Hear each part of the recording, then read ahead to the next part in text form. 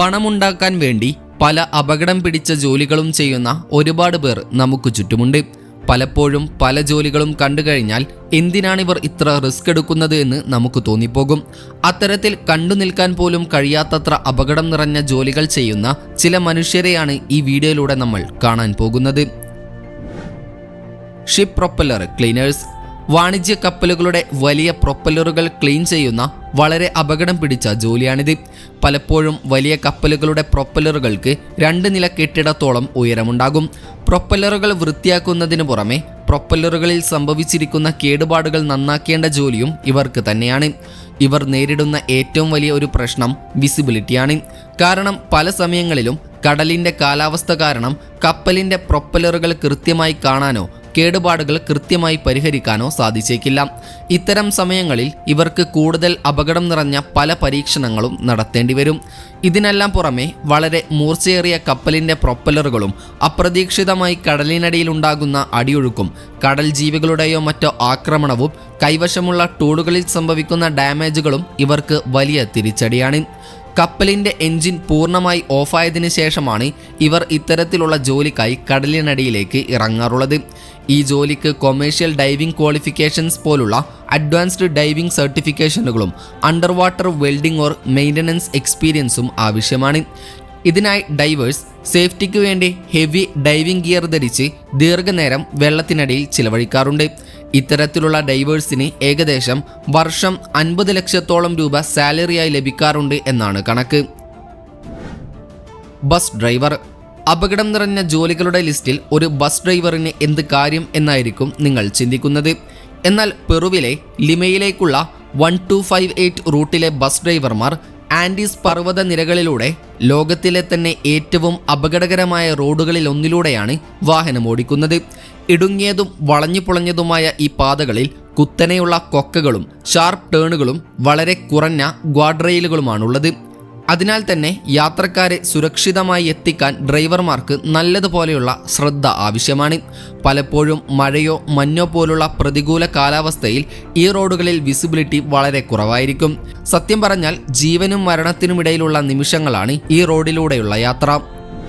Shark researchers. സ്രാവുകളെക്കുറിച്ച് പഠിക്കുന്ന marine ബയോളജിസ്റ്റുകൾ ഇവയുടെ സ്വഭാവവും ജീവശാസ്ത്രവും മനസ്സിലാക്കാൻ ഫീൽഡ് വർക്കുകൾ നടത്താറുണ്ട്.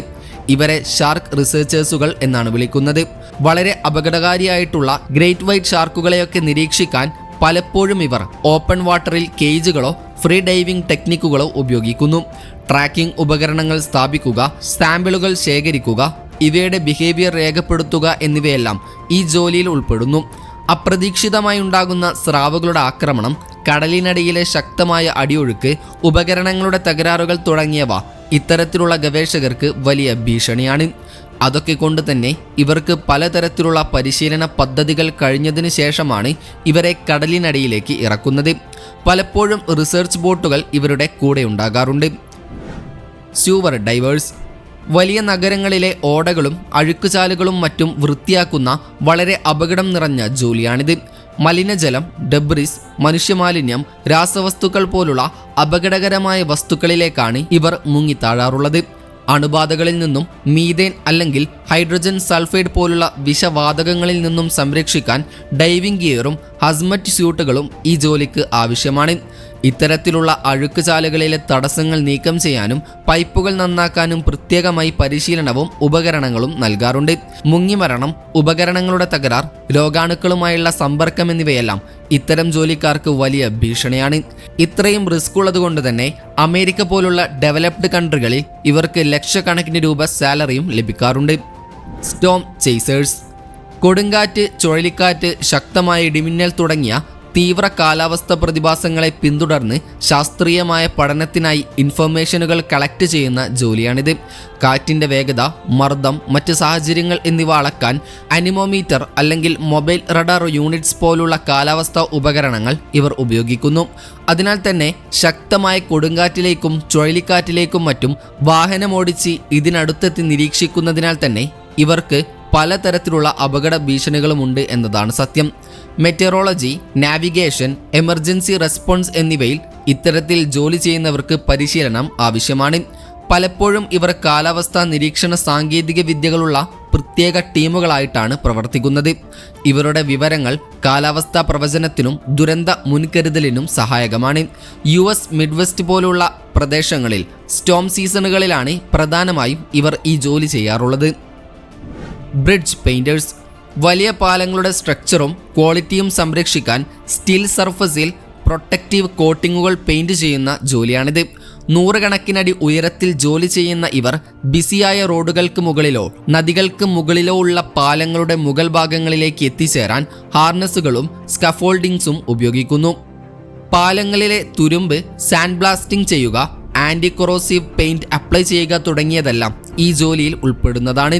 അതിനാൽ തന്നെ ഏതെങ്കിലും തരത്തിലുള്ള തകരാറുകൾ ഇവരുടെ സുരക്ഷാ സംവിധാനങ്ങൾക്ക് സംഭവിച്ചു കഴിഞ്ഞാൽ ഇവർ വലിയ ഉയരത്തിൽ നിന്നും താഴേക്ക് വീഴാനും അത് മരണത്തിൽ ചെന്ന് കലാശിക്കുകയും ചെയ്തേക്കാം. TV tower light bulb changers TV ടവറുകളിലെ ലൈറ്റ് ബൾബുകൾ മാറ്റുകയും അറ്റകുറ്റപ്പണികൾ നടത്തുകയും ചെയ്യുന്ന മെയിൻ്റനൻസ് ടെക്നീഷ്യന്മാരാണിവർ. വിമാനങ്ങളുടെ സുരക്ഷയ്ക്ക് വേണ്ടി രാത്രി സമയങ്ങളിലും മോശമായ കാലാവസ്ഥയിലും സിഗ്നൽ നൽകുന്ന ടവറുകളാണിത്. ആയിരക്കണക്കിനടി ഉയരം ഈ ടവറുകൾക്കുണ്ടാകും. ഇത്രയും ഉയരത്തിലാണ് ഇവർ ജോലി ചെയ്യേണ്ടത്. ടവറിന്റെ മുകളിലേക്ക് എത്താൻ ഇടുങ്ങിയ ലാഡറുകളോ ഇന്റേണൽ എലവേറ്ററുകളോ ആണ് ഇവർ ഉപയോഗിക്കുന്നത്. ഇതിനു പുറമെ എക്യുപ്മെന്റുകളും റീപ്ലേസ്മെന്റ് പാർട്ടുകളും ഇവർ കൂടെ കൊണ്ടുപോകണം. വിമാനങ്ങളുടെ സുരക്ഷയ്ക്ക് നിർണായകമായ ഹൈ ഇൻറ്റൻസിറ്റി ബൾബുകൾ മാറ്റുന്നതും കാലാവസ്ഥയ്ക്ക് വിധേയമാകുന്ന ഇലക്ട്രിക്കൽ സിസ്റ്റംസ് റിപ്പയർ ചെയ്യുന്നതെല്ലാം ഈ ജോലിയിൽ ഉൾപ്പെടുന്നു.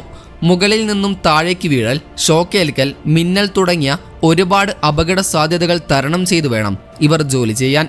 അതിനാൽ തന്നെ ഇവർക്ക് കൃത്യമായ പരിശീലനവും ലഭിക്കാറുണ്ട്. 6 മാസത്തിലൊരിക്കലാണ് ഇത്തരത്തിലുള്ള മെയിൻ്റനൻസ് വർക്കുകൾ നടക്കാറുള്ളത്. ഹൈ വോൾട്ടേജ് ലൈൻമാൻ 1,00,000 വോൾട്ടിലധികം വൈദ്യുതിയുള്ള ലൈനുകൾ മെയിൻറ്റെയിൻ ചെയ്യുകയും റിപ്പയർ ചെയ്യുകയും ചെയ്യുന്ന ജോലിയാണിത്. നൂറുകണക്കിനടി ഉയരത്തിന് പുറമെ ഷോക്കേൽക്കാനും മിന്നലേൽക്കാനുമുള്ള സാധ്യതയും ഇവർക്കുണ്ട്. അതിനാൽ തന്നെ വളരെ ശ്രദ്ധയോടെയായിരിക്കണം ഇവരുടെ ഓരോ ജോലിയും. കൂടാതെ ഈ ജോലിയിലേക്ക് പ്രവേശിക്കാൻ കൃത്യമായ പരിശീലനത്തിൻ്റെയും സർട്ടിഫിക്കറ്റുകളുടെയും ആവശ്യമുണ്ട്. അമേരിക്കയിലൊക്കെ ഇത്തരത്തിലുള്ള ജോലിക്ക് വർഷത്തിൽ 50 ലക്ഷത്തിലധികം രൂപ ശമ്പളം ലഭിക്കുന്നുണ്ടെന്നാണ് റിപ്പോർട്ടുകൾ. ഏതായാലും ഈയൊരു ജോലിക്ക് നിങ്ങൾക്ക് അവസരം ലഭിച്ചാൽ നിങ്ങൾ ആ ജോലി ചെയ്യുമോ എന്ന് കമൻറ്റ് ചെയ്യാൻ മറക്കരുത്. സ്നേക്ക് മിൽക്കേഴ്സ് രാജവെമ്പാലകൾ, റാറ്റിൽ സ്നേക്സ് പോലുള്ള വിഷപ്പാമ്പുകളിൽ നിന്ന് വെനമെടുക്കുന്നവരാണ് സ്നേക്ക് മിൽക്കേഴ്സ്. ഇത് മെഡിക്കൽ ആവശ്യത്തിനുള്ള ആൻറ്റിവെനം നിർമ്മിക്കാനാണ് ഉപയോഗിക്കുന്നത്. പാമ്പുകളെ കൈകൊണ്ട് പിടിച്ച് വെനം ഒരു കളക്ഷൻ കണ്ടെയ്നറിലേക്ക് മാറ്റുകയാണ് ഇതിലൂടെ ചെയ്യുന്നത്.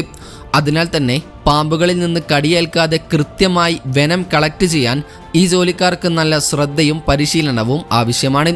ഒരു ചെറിയ അശ്രദ്ധയോ പിഴവോ പോലും ഇവരുടെ ജീവന് വലിയ ഭീഷണിയാണെന്നതാണ് സത്യം.